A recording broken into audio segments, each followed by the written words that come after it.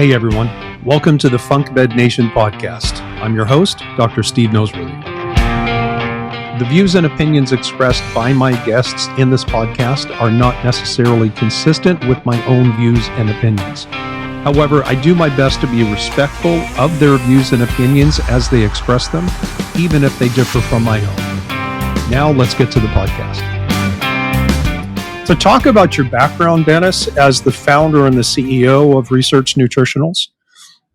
But Sure. No. Yeah, and I'm sorry to interrupt, but I'm a little bit interested in what you did before, because I've seen the promotional video that you have on the website that talks about your background, and you've been in manufacturing for 30 odd years or so. But I think you said you worked for a couple of different companies before you decided to start. So what was, like, pre-Researched Nutritional? What was Dennis Schoen up to at that point?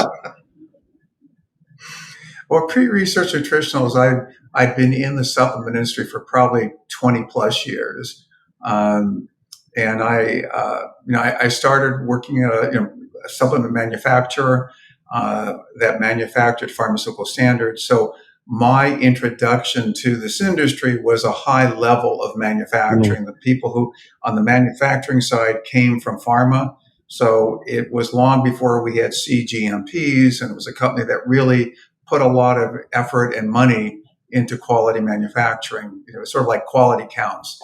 And so that's where I really, got involved in it.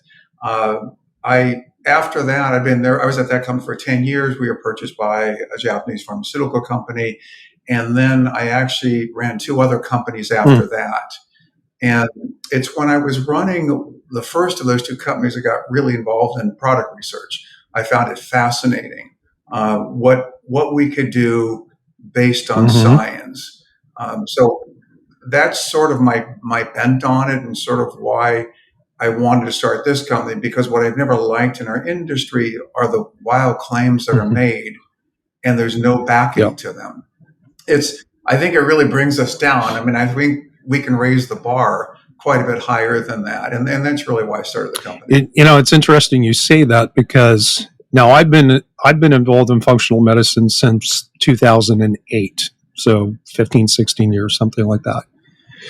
And I was fortunate enough to enter functional medicine through a clinical model that very much values understanding physiology and looking to research to try to marry what we can determine clinically and what research says about different natural interventions.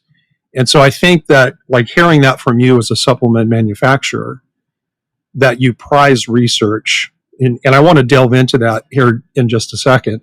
Like, to me, that's a marriage made in heaven, right? There's one of the frustrating things for me is that, and it's changed even so much since I've been involved in this, there's so many different supplement companies making so many different supplements. And I'm sure we could stratify them based on quality, efficacy, and, maybe there's some other things there. But one of the things that I look for as a clinician is I look to leverage supplements that are manufactured along the same thought lines, meaning, let's look at a clinical problem in physiology. What do we understand about that problem? And then what does the literature say about how we can shift and change that? And it kind of sounds like we have the same approach, but we're just on two different parts or two different aspects of the health paradigm, if you will. So was that, and let me just ask you a direct question.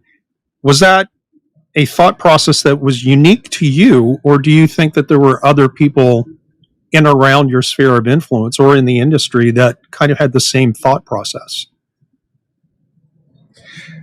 I don't. There are other good companies. We're not the only good company out there. I absolutely want to say that.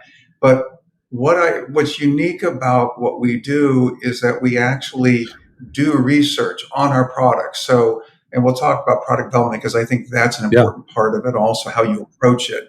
But from a research standpoint, there's a lot of ingredient research out there. So ingredient researchers do perform research on their ingredients. Oftentimes they're white papers. They may not be full research studies, but that's a starting point. And that's what most companies quote. They say, okay, we're going to do, ingredient such and such, this is what they say, and we build a product around a single ingredient. And our approach is a little bit different than that. We believe that we need to have good quality research that can be published in peer-reviewed journals on our finished products. We rarely do single ingredient products because rarely does a single ingredient or a single mechanism of action really help a patient. Right. The body's a whole lot more complicated Agreed. than that, and we recognize that. Yeah. So then, how do you what were the steps that you took from this initial thought of, hey, we can raise the bar, to like, what were your first steps to start to change the paradigm so that you ended up where you are right now? And I'm sure it was multiple iterations and some trial and error. Yeah, a lot of peanut butter we ate during those early days, but yeah, that's all part of it. But I mean, so the concept was we will do research, hence the researched in the name, and research past tense because we've done it on products. So that was an important part of it. The other important aspect of it was to look at product development in our industry, and it goes along with the fads that are out there. If there's a new fat ingredient, then honestly, our industry just says, okay, let's make a product about that fat, around that fat ingredient. We don't approach product research or product development that way. We look at what is the issue. So where is there a problem in the human body that's impacting people, and why is it happening? So it's, for example, let's talk about energy, since fatigue is probably one of the major reasons why a lot of patients see practitioners. And so a lot of products out there are focused on, okay, let's give people CoQ10 or lipoic acid or E or C. And I mean, those are important for the Krebs cycle, and they're important nutrients. But that's not necessarily why people are fatigued. So understanding why they're fatigued is most important. So in doing our research on it, which we do a lot of upfront reading, what we found, obviously, is that ongoing and never-ending inflammation and high levels of oxidative stress are extremely common in our population. And if you look at the damage that those two things do to the body, the mitochondria is badly damaged by them. And why is it damaged? And this is where the importance of understanding how the body works comes in. We know that inflammation and oxidative stress will damage the mitochondrial membranes. So those are the phospholipids around the electron transport chain within the mitochondria. If the membranes are not functioning properly, then the electron transport chain within the membranes will also not function properly. And that's where ATP or fuel is actually made. So our thought was, okay, you can give somebody 1 gram or 2 grams of CoQ10, but if the membranes are damaged, it won't make a bit of difference. And so knowing that membrane health is a really big part of it, we developed a product that would repair mitochondrial membranes. And we use, as I said before, multiple mechanisms of action. So part of it was, okay, we need to work on the membranes, repair those. We also know there's a lot of inflammation in the mitochondria. And so how can we reduce the inflammation within the mitochondria? And then we looked at a number of other areas as well. But this gives you an idea of the depth we go into in product development. Now, if somebody is already doing a really great job in an area, we will not develop a product. We don't need to be a me too. Somebody's doing a great job. That's fantastic. But we look to do something that's not being done and do it in a way that should have a big impact. Because again, what you're doing, what we're doing, if we're not making people feel better, then we're not doing our job. And so that's what we do from a product development standpoint. Then we do the research on it at universities or major research institutes, and then we get it published in peer-reviewed journals, which is very different than, oh, here's a white paper. A white paper is interesting, and it almost sounds like research, but it's really a marketing piece that has not been published. Right. So when you say that you guys do research and have research-backed formulas, you're not simply talking about doing a literature review. You're actually doing original research, spending your own money in a lab with PhDs or research assistants with microscopes, doing whatever it takes. So I like when you start talking about mitochondria, you're playing my song.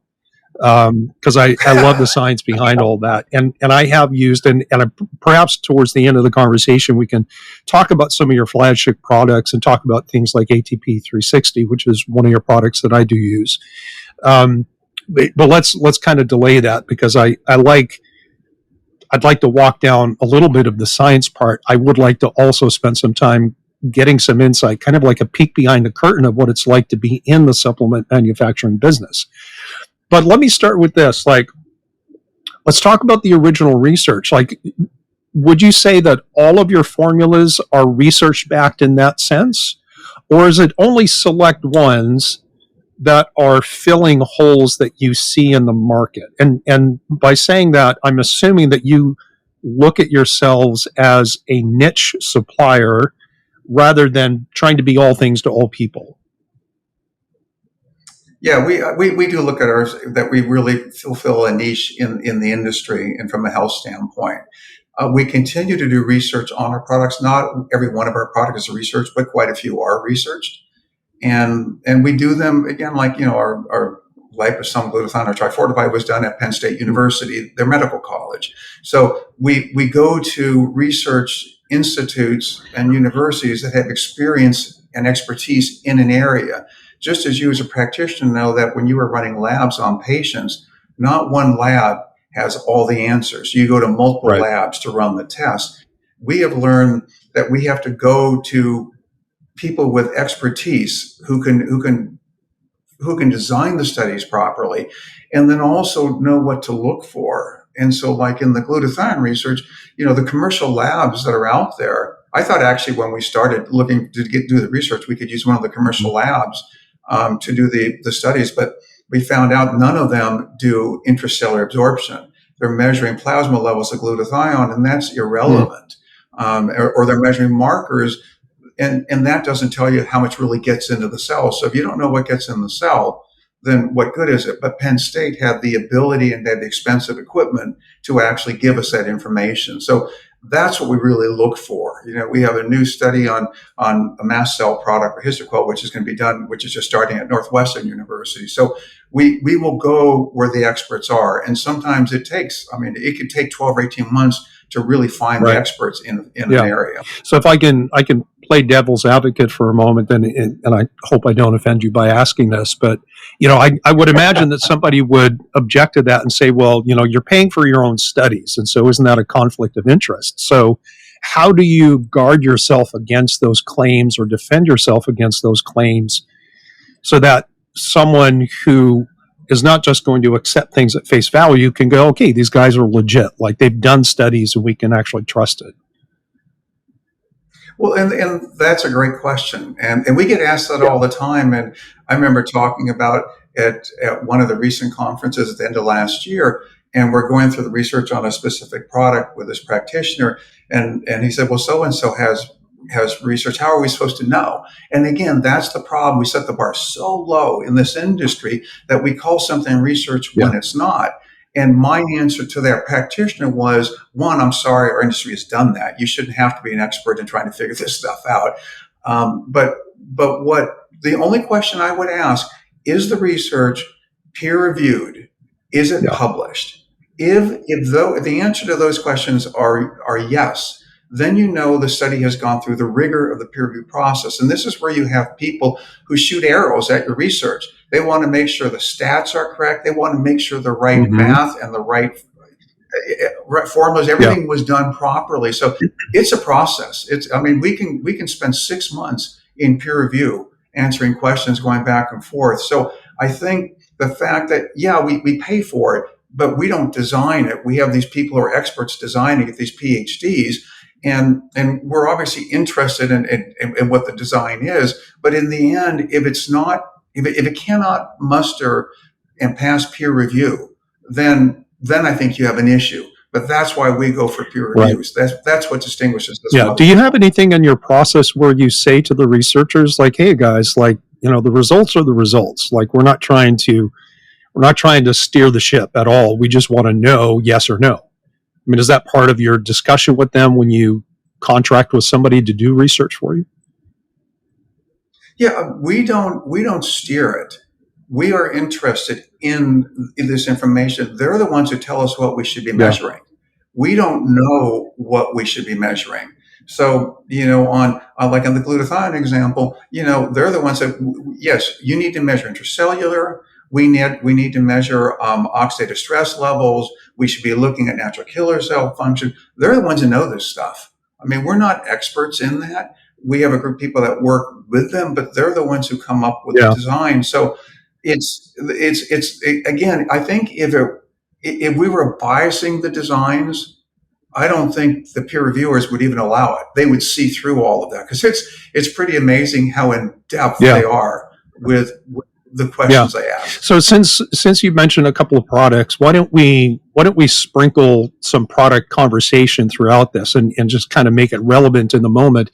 And we're talking about glutathione, and you're talking about the importance of understanding the intracellular levels, right? And so, to my understanding, there's no commercial lab available to someone like me where I can get a handle on that. I know there are some labs now that do serum or plasma glutathione. It's my understanding, and I'm more than open to being corrected on this. My understanding, let's assume someone's not taking exogenous glutathione like the Trifortify that you guys make. My understanding is that the majority of glutathione exists in plasma, and even though most cells have the ability to, reassemble the three different amino acids that make that up intracellularly in the cytosol, that the majority of glutathione that's inside the cell has been transported there through the action of GGT that's like embedded in the cell membrane. So does that mean that a plasma measure, from your perspective, does that mean that you think that a plasma measure of glutathione, say total glutathione, is clinically irrelevant, or do you think it has a role? It's just not as close to the target as we would like to get?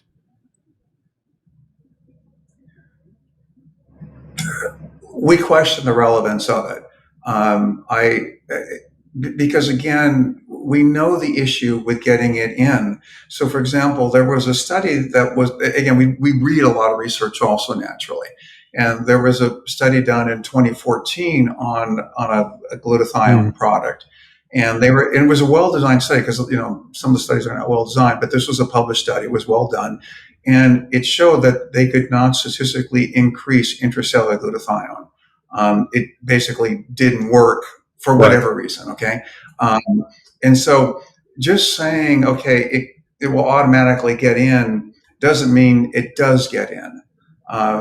And similarly, people think that, using NAC is a way for most people of boosting glutathione levels. But, as the Penn State researchers told us, and again, they're experts in this area, they're saying, the body keeps very tight control on cysteine levels. So rarely will cysteine get out of balance. So if you're taking NAC, it's not going to boost glutathione. They say about the only time you really get the big bump with NAC is you have an acute drop in glutathione levels, i.e. Tylenol poisoning or something like that. And then you really pump in high levels of NAC, you get glutathione. So what we have to recognize is how the body really works. So you have to get into a lot of detail on that. That's why we think taking it in a form it can be absorbed is important. And that's what we are trying to prove with the research. And, again, how much is in the plasma is not really, because we know there's issues getting it in, and we know some people have genetics which make it tough to get it in. And so you're expecting the body to do this stuff, where for a lot of patients, especially people like you who are treating a lot of chronically ill patients, not necessarily is it going to work that way. That's why to us, it was the gold standard. We have to prove we get it in. So in your, I think I might be wrong on this, but at least the first liposomal product that I had heard of was the Trifortify. Were you the guys who brought that to market, or were other people making liposomal glutathione before you? Trifortify is the product that we developed. My recollection is when we first started looking at this, there were two companies before us. One was actually a compounding pharmacy that was doing it. They were the first ones to bring it out. They didn't have published research. on it. They did a small study on kids on the spectrum with it, and that I think that probably started some interest Yeah. in it. But again, going beyond that is what we were trying to do. So what about the differences between, well, not the differences between, because you can stack these strategies. Like we have liposomal delivery systems, which I think generally that's regarded as the way to deliver glutathione these days. But then you have acetylated glutathione, which can be in a liposomal form or it can be just in capsule and powder. And forgive me for not knowing this off the top of my head, but is the trisomal kind of a standard reduced glutathione, or is it acetylated as well? On the Trifortify, it's a reduced glutathione. It's not acetylated, but we didn't need that with what we were doing. And again, the goal of showing that, and I don't think I've seen a study on acetylated glutathione showing that it increases intracellular. Okay. So again, that was what we were reaching for. We had to be able to prove that. And the other issues, are that glutathione is really unstable. And so just because it's in a liposome doesn't mean it'll get absorbed. And we know this because it literally took us 2 years I can't even tell you how many iterations of producing our Trifortify until we could prove the stability that we wanted. And so at one point after a year of this, and we had all these phospholipid experts and everybody in this room, I said, we have a lot of brain power in here, and I'm surprised after a year we haven't figured this thing out yet. So either we're not that sharp and everybody else has figured it out, or something else is happening. So I had a purchasing manager go out and purchase professional brand A, B, and C. And I said, make sure they're well within expiration and send them out for testing. And not one of them met label claim. Really? And and so I thought, well, isn't that interesting? So and it was funny because in the room when we got the results back, one of the people said, "God, that's great." And I said, "Really? What's great about it?" Well, we're like everybody else. And my analogy back was, I don't think I want to be on the Titanic with everybody else. I want to jump on that lifeboat. Yeah. So we haven't figured it out. We have to figure it out. And again, we finally did, fortunately. But being like everybody else is not what I want to be. I want to raise the bar. So does that mean then, as a practitioner, just because something is a liposomal formula, are you telling me that there are different ways to create liposomes that affect absorption and delivery? That it can be done well and it can be done poorly? Yes, absolutely. And there's and also the ability to keep, in this case, glutathione within the liposome is important. So we think maybe the reason why so many of the others have issues is because maybe they're not staying in. We don't know that for sure. That was just a thought on that process. But no, that's an issue, and the ability to stabilize it beyond that. All glutathione has to be refrigerated, but not Trifortify. We have 2-year shelf life at room temperature, and we still exceed the 450 milligram per serving label claim. We also we do a lot of studies. We did another study, 104 degrees, 75% humidity for 6 months, and we still exceed label claim. We did another study where you open and close the tube because the large tubes are 48 days worth. So you're opening it, taking out a teaspoon, oxygen's getting in there. What's happening to the product? Still exceed label claim. So we have a really stable form, which I think is also important. And again, that was part of this 2-year process. So the liposomal formula, is that designed specifically to resist degradation in the gut and enhance intestinal absorption? Or does and if so, does the liposome survive that? And is the Trifortify glutathione still present in the liposome as it's circulating around the body? Well, what we do know is that when people are taking the product, we suggest that they hold it in their mouth for 30 to 60 seconds. So you're getting really a lot of the absorption from the mucosal membrane. I think that's one of the benefits, and I think that's probably what all liposomal products are about, right? Is trying to get it absorbed there. Again, assuming it's absorbable, then I think that's what happens. We know it gets into the red blood cells, so we know it must be working. Have we tested to know if it's circulating in the liposomal form? No, we haven't specifically I tested for got you. that, but we've tested for the results of what we really wanted, that Right. intracellular So absorption. you're kind of bridging the gap and saying, okay, we've demonstrated enhanced absorption, we've demonstrated enhanced intracellular, therefore the the bridge between present in the plasma crossing the cell membrane to go into the cytosol, that obviously is working, Yep. even though it's a Yep. reduced form. Okay. All right. So we got to beat that one to death. So let's move on to something else. But as you were talking, because I know enough about the supplement industry. I have a friend of mine who who does a little bit of formulation and has a very small kind of a standard issue manufacturing. Like he makes and sells his own supplements. And he said to me a couple of years ago, he said, Steve, like the supplement manufacturing industry, it's a dark and dirty place.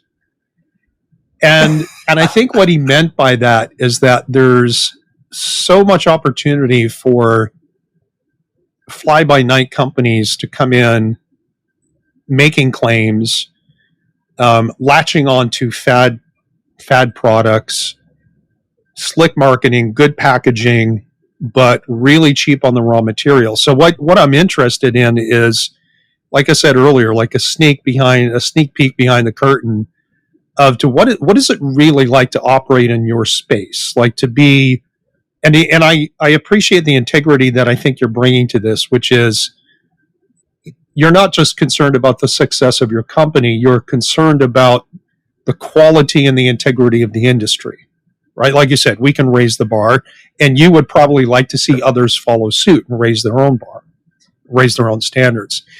So what are the pitfalls? Like what kind of stuff happens? What are the shenanigans that go on just in the supplement industry that either a provider like myself or a healthcare consumer should be aware of? You mentioned we did some testing, all the products didn't even meet label claims, and we know that this has been published on other things. So what's the dirty, dark secrets of supplement manufacturing?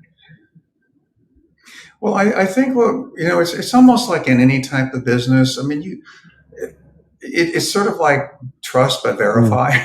I think that's an important part of any industry, not just the supplement industry. I mean, I've been in this industry for 35 plus years, but I've learned. I mean, that's really important to me. And you have to know who you're working with. You can't just order from Joe Schmo. I mean, you get people all the time saying, "Hey, we have such and such ingredient," and I remember, and this is going back a few years again. I've been in this industry for a long time, but when I was running this company, the Southeast, it was when melatonin got to be really hot, and you couldn't get melatonin, and we had that ingredient in that product even before it got hot, and all of a sudden we're having trouble getting it. And so, one of my peers who I trust said, "Hey, there's so and so, in I won't say what state, but in one of the Western states, who has melatonin, I trust this guy." And I said, "I've never heard of this company before."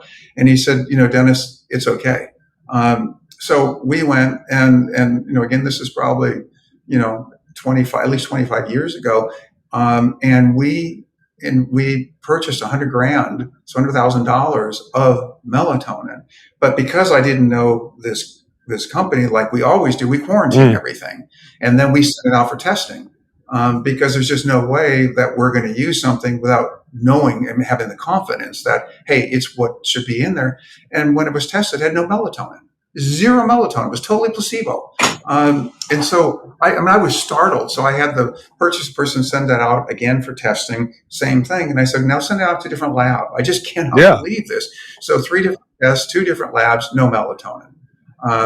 So if you're not, and that's really extreme. I mean, I think the CGMPs that are in place, I think, are so much better now because there's all this identity ingredient testing that's required now, and then of course all the heavy metal testing, and that you're doing pre and post, and then we're doing micro testing on batches. So I think the chances of it happening to that extreme are less likely unless you're more of a fly-by-night company. I would imagine most of our major, I would imagine all of our major competitors are doing all their proper testing and doing it by CGMP. So I think a lot of that is not as much of a worry as it used to be before the standards were put in place, which I'm thankful they are. So what are the hallmarks of a good quality company? Like, and I had a similar conversation when I did a lab spotlight with one of the labs that I use, and looking at the different certifications that labs can get as kind of third party verified. So, I mean, just because someone says manufactured according to good manufacturing principles and sticks that on a label, I mean, is there some kind of a watchdog system that says, hey, you're lying about that, so you can't use that? Like, how do I know, as a practitioner trying to source good quality stuff on behalf of my clients, how do I know what's good and what's not? Well, I think one, it's probably hard. I mean, less hard maybe for you than it might be for your patients or clients, but I think knowing who you're working with, I think that's true in anything. You need to know who you're working with, because it's easy for, there's so many imitations and all this other stuff that comes through, and all sorts of stuff sold on the web that isn't what it should be. So number one, you have to buy through somebody you know. You just, that is reputable. There are certification programs within our industry that say, yes, you are certified that you are, manufactured to CGMPs.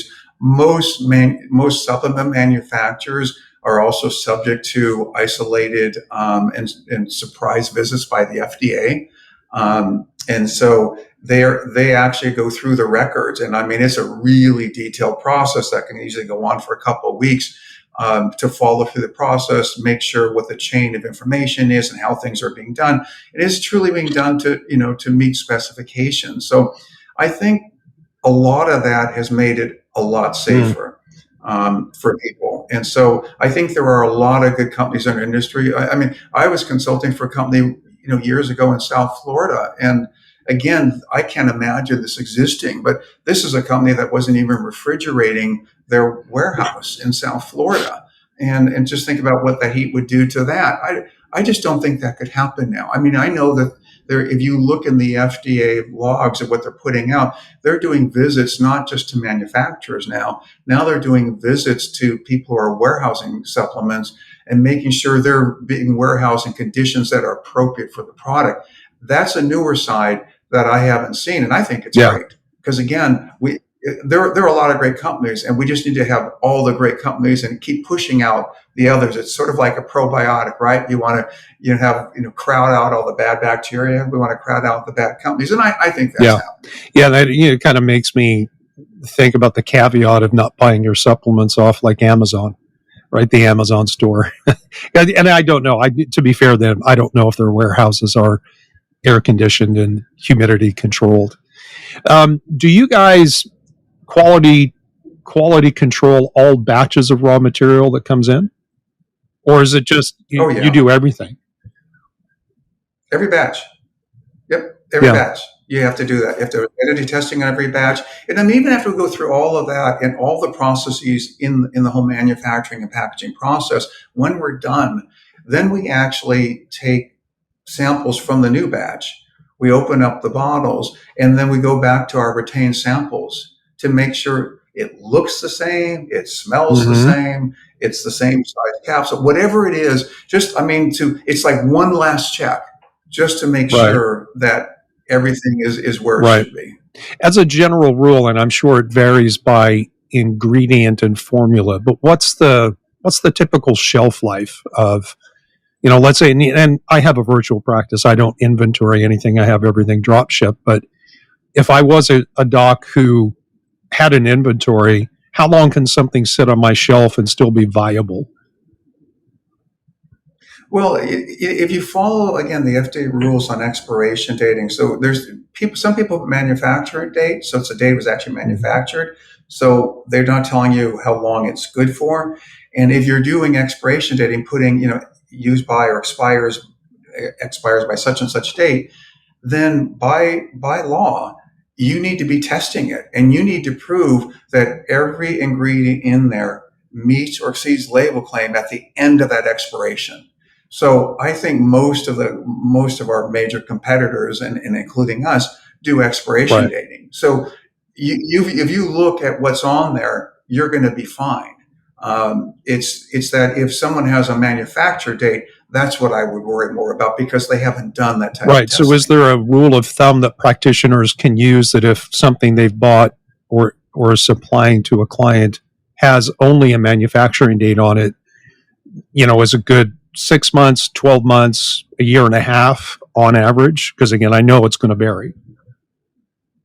It's really going to vary because certain ingredients degrade much faster. Vitamin C can degrade very quickly. Obviously, glutathione can Yeah. degrade quickly, and of course, it depends on how all of it's stored. I mean, I, I almost hate to give a time frame, because if they're not putting on an expiration date, honestly, I'd be less inclined to use it Yeah. anyway. What's what it I sounds don't like. think you should. Yeah, I wouldn't use it, because there are a lot of things that come into play.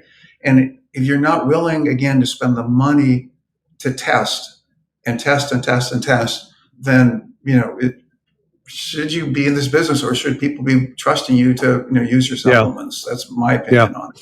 So going back when you first started Researched Nutritionals, and said, okay, we're going to be a niche provider. What was the first niche product that you created? What was the first problem you tried to Uh, solve? we probably started with maybe half a dozen products or whatever, but the areas that we were focusing in were mitochondrial Mm-hmm. function, because I knew what a big issue that was. And we've been in business 18 years now, so it's been a Yeah. while. So mitochondrial function, immune health was a big part of it. Those were sort of the areas that we started in. And then we also, because of how important detox is and how that impacts the immune system and impacts mitochondrial function, we went into that also. So we've expanded from that. We've looked at also into, mycotoxin illness, because what is that doing? It's also suppressing the immune system. So a lot of these things, we've obviously expanded over the years, but we're really known really for our products for mitochondrial function, for immune health, and for detox. Those are the three areas that we're strongest in. And so would you say that you might give me the same answer? Like if I were to ask you what are your flagship products or product lines, would it be the same thing? Like mitochondria, immune Yeah. support. And so on the immune support, My, I'm sorry, go ahead. I didn't mean to interrupt you. no, go ahead. I'm sorry, your question was on immune Yeah, so support? when you say immune support, I mean, it's a pretty broad category, right? I mean, it could be anything from botanicals that are, antimicrobial to compounds that support natural killer cells to cytokine balancing and regulatory T cell promoters. Or it could be, for example, Lyme, because I've used like your microbial balancers with a couple of cases that I've worked with over the years with Lyme disease or some of the co-infections. And so when you say immune, are you referring to all of them, or in the category of immune support formulas, do you have things that you consider flagship and key? As one of the questions I wanted to field to you was, like, from your perspective in your lineup, what are some of the must-haves that a practitioner who's thinking about using your products really needs to have in their toolkit?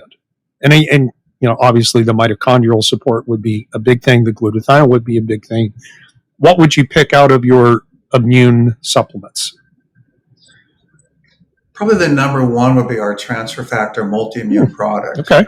And so it's sort of, I look at it as sort of like a multivitamin for the immune system. It's very specific to really, and our focus initially was on natural killer cell function. So how can we support healthy natural killer cell function with a product?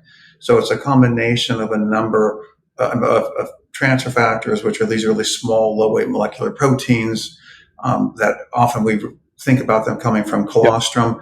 But they can come from, chicken egg. There's a lot of different ways of getting them.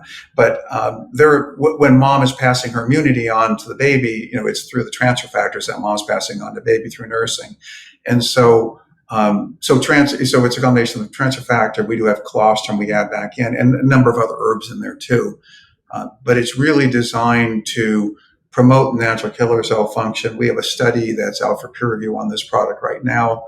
Again, on that, we've also been able to show some interesting immune modulation with it too, which we think is really exciting as well. But I think, the immune system is a big part of our health, and I think that's something that I think, I'm not so concerned about leaving my American Express card at home when I travel. I'm more concerned about leaving my transfer factor multimeter at home when I travel. So when you say immune modulating properties, are you talking about supporting regulatory T cells or modulating, say, Th1, Th2 cytokines? Modulating Th1, Th2. We know that, they're antagonistic. So if Th2 is high and Th1 is low, what you're going to end up with, again, if Th2 is high, probably end up with a lot of food sensitivities to those patients. You're also going to find out, because Th1 is so low, that they're more likely to catch every bug that comes in the door. And so it's understanding what that balance is and how can you impact it. And so that's what we've looked at pretty carefully. And so I think the idea, because, again, everything in the end is modulation, right? Too much of any one thing isn't good, but we really want to make sure we're modulating and helping the body just promote a healthy balance to itself. Right. That's really what we want to do with anything. So when you're saying about modulating Th1, Th2 balance, is it irrespective of which one is dominant and which one is depressed? Or is it only the example you gave was, say, a Th2 dominance and Th1 suppression? So is it only for that particular profile? Or is it, in a sense, an adaptogen for the immune system where it's going to help balance regardless what the tone is? Well, initially I would have said it was really if Th1 was suppressed, but based on the research, I would say it's this modulation of it, a balancing. I mean, I think that's really what we found that we can do. So it's almost in some ways more like an herbal approach, in a way of trying to make sure you're not going too high in one area, but you're really helping the body help itself in that regard. As far as supporting natural killer cells, is it your sense that, and you may already know this from research if you've done it, is it your sense that the transfer factor is the heavy hitter, or do you think it's the herbs that you've included in the transfer factor daily? We know it's the transfer factor because we've done a number of studies, but and we did this because we get this question asked a lot. And so it was a study we did just to understand it better ourselves. So what we found is that we took the product as it is now, the transfer factor, colostrum, other herbs, or whatever, we had like 193% increase in natural killer cell function. When we took the purified transfer factor stuff out of it, so we really, the colostrum and all herbs, which are still really good, I think we had like a 32 or 35% increase in NK function. So it was like a 160-point split between the two, which is really, we believe, due to the transfer factor aspect of it. So it's because if you look at colostrum, if you had a gallon of colostrum, you get about 1.5 ounces of transfer factor out of that. So it's a very, very small part of it. So, and then if you're looking at what people would normally put in a supplement, I mean, it's not a huge amount of colostrum, and it's obviously a much smaller amount of transfer factor. And so I think, finding a way to add more of that in there, I think, is very helpful. And hence the reason why you would want to do the isolated transfer factor rather than, trying to take so much colostrum, to get the amount that would be effective. Okay. Absolutely. All right. So let me field a couple of other general questions, and I should have asked this when we first started, but do you have a hard limit on our time today? No, I made myself available. Oh, that's great. Thank you. I appreciate that very, very much. So what are some of the challenges that you face in, from concept to design to actually having a product to deliver? Because obviously you have to identify a problem that's not being addressed, or at least not satisfactorily to your opinion. Then you have to look at literature to say, what are we going to put in this product to fix the problem that we're seeing? Then you have to test it and make sure that it's working. and then eventually go, okay, we're ready to actually sell this and say we're going to put our name behind it. What are some of the challenges in that process from the manufacturer's perspective? Well, one is time.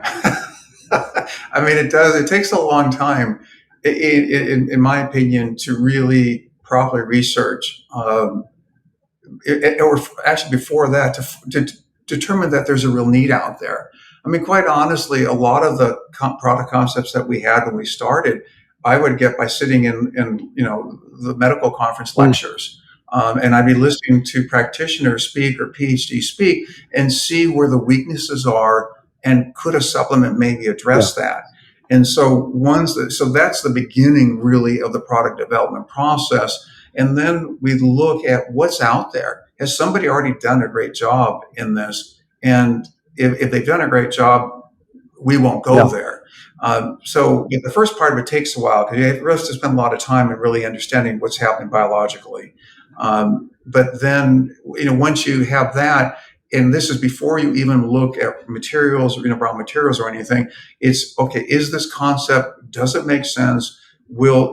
And should it fulfill that need? And then if so, which raw materials have published research on them that actually work in that area? So we look very closely at materials, and sometimes, there's enhancements. I mean, like curcumin's a well-known one, right? That, standard curcumin is very poorly absorbed, and then came all the enhanced curcumins after that.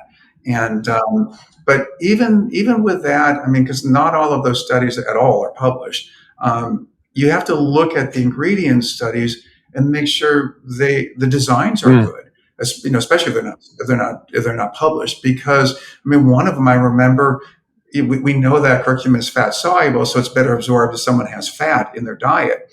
So in one of the studies that was from a pretty decent sized brand, actually, they actually had all the subjects, before they took the supplement, have a bagel and cream cheese breakfast. So all the cream cheese, obviously all the fat. And I'm thinking, is that really what we want to encourage? Okay, everybody eat bagel and cream cheese. Now that really sounds good. Okay, I have to say that I don't mind doing that from time to time.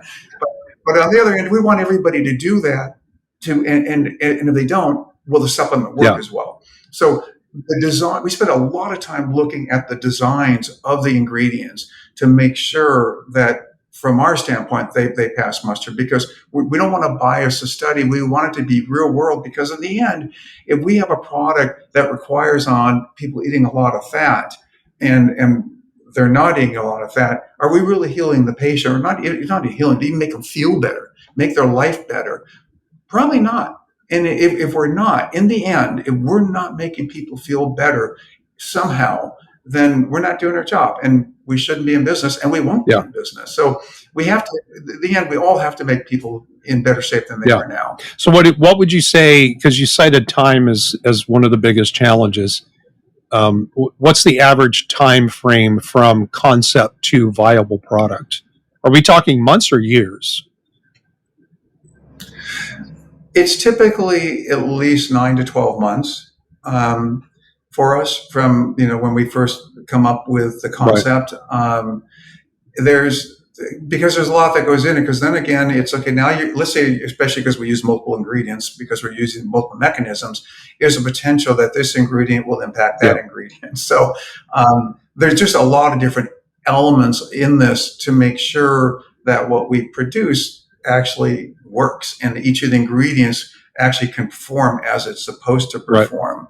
So it's a timely process. And then once you do that, then it's sourcing the ingredients, and then and then in some cases, how you put it together. Like, again, the glutathione is a great example. It took so long to figure out how to put it together, even though we had the concept long before that. And when you're going through this design process, and you're tweaking, let's call it tweaking, I have a question about like practical dosing. I know you guys, all supplement companies, are required to put some kind of recommended dosing. I know that you guys have recommended or suggested use on your website. If someone was to go to your website and look up a product, they'd see some recommended dosing. When you're doing your testing and your validations, do you test different dosing paradigms? And where does the label recommendation sit in the range of things that would be clinically effective? Because we all know that two people with a similar diagnosis or mechanism can take the same product, the same dose, and get two different responses. One might require more, someone might require less. So how do you, as a manufacturer who's responsible for saying, here's a recommended use, how do you determine that? We first start with the published research on an ingredient. And so that's what we want to have in there. I mean, I'm surprised a number of times if you look at research, like there's this one raw material that I'm thinking about, or this one ingredient that they tested it at 250 milligrams per day and a gram a day. And what they found is the gram performed and the 250 milligrams did not perform. But when you look at that out in the marketplace, most of the companies using that ingredient are doing a suggested use of 250 milligrams. Yeah. I don't get that. I think that's wrong. So when we're recommending it, if we haven't tested it yet with the research that we do and the dosing that we do it based on at least the ingredient research that's out there. We're not going to tell someone to take 250 milligrams if they need a gram. It's just not going to happen that way. Understood. All right, let me go down through my list of some other things. Let's go back to the mitochondria. One of my favorite things. You know what? I'm sorry. I just realized, and I apologize for this. I have a 12 o'clock stop because I have another meeting. I totally forgot about that, but it just popped up in front of me. Okay, so you're Pacific, right? So we're pretty much right. Yeah, like in 3 minutes. So 3 minutes. Okay, yeah. So no, that's okay. Like I said, I should have asked you at the very beginning. So let me just ask this as a closing question. Like, what's on the horizon for Researched Nutritionals? Either new avenues of business or just products that are in development. What's next for you guys? Well, always products are in development, but research is always ongoing as well, and we learn from the research projects, and not only just about how that product performs, but also helps guide us in other directions that we should be looking at. And so we continue to do that. I mean, again, this mast cell product, which I think is a big issue. A lot of people may look at, okay, let's block the absorption and let's focus on the gut. But we look at it and everything we do, try to look more from a systemic standpoint in the body. And so we will continue doing that, and we'll look at multiple mechanisms. Can we also reduce the amount of histamine being released, in this case from mast cells? So we look pretty deeply, and we will continue to do that to really meet needs that we feel are not being met. So and are you part of that team that looks out for opportunities, or are you busy doing other things and you have a team around you that does that for you? We have a team, but I have a real personal interest in it. It sounds like it. It's like, yeah. I feel like a kid in a candy store when we get into the research and this type of stuff. So that's awesome. Well, I know you have to go, Dennis. I truly appreciate you taking time for us today. Any parting words? I appreciate you ask. These are great questions you're asking. I do think we have a lot of quality in the industry. I think the industry has improved dramatically. But I still think, let's ask the right questions to get the right answers. So if you really want to know if something works, is there peer-reviewed published research? I think that's a big part of it. And again, that's who we are. So I appreciate you so much taking the time. Well, thank you. I appreciate it. And I'll put some links to your company and certain products that we've talked about in our episode description. So anybody listening can just click a link and go straight to your website.